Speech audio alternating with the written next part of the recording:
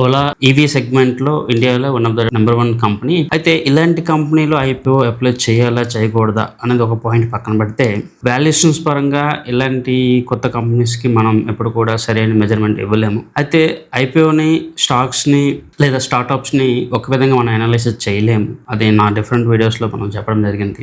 ఇప్పుడు మార్కెట్లో వాళ్ళు ₹72, ₹76 ప్రైస్ బ్యాండ్లో ఇస్తున్నారు. ఈ ఐపీఓలో వీళ్ళ ప్రైస్ బ్యాండ్ నుంచి ఒక 40-50% లిస్టింగ్ గెయిన్ అయితే మనం ఎక్స్పెక్ట్ చేయొచ్చు. 50% వరకు కూడా పెరగడానికి అవకాశం ఉంది. అంటే ₹76 ఇష్యూ ప్రైస్ చూస్తే మనకి లిస్టింగ్ వచ్చేటప్పటికి 105 లిస్టింగ్ గెయిన్ రావచ్చు. అయితే నేనైతే పర్సనల్గా ఈ స్టాక్ని కన్సిడరేషన్ చేయట్లేదు. ఎందుకంటే నా ఫాలోవర్స్కి, కస్టమర్స్కి తెలిసిందే, నేను ఎప్పుడు కూడా ఒక కంపెనీ ఐపీఓ అప్లై చేయాలంటే ఆ కంపెనీ ఎథిక్స్, మేనేజ్మెంట్ ఎలా ఉందో చూస్తాను. సో ఆ కారణం వల్ల నేనైతే ఈ ఐపీఓకి దూరంగా ఉంటాను. ఎవరైతే లిస్టింగ్ గెయిన్ కావాలనుకుంటున్నారో వాళ్ళు ఐపీఓ అప్లై చేయడానికి ప్రయత్నం చేయండి.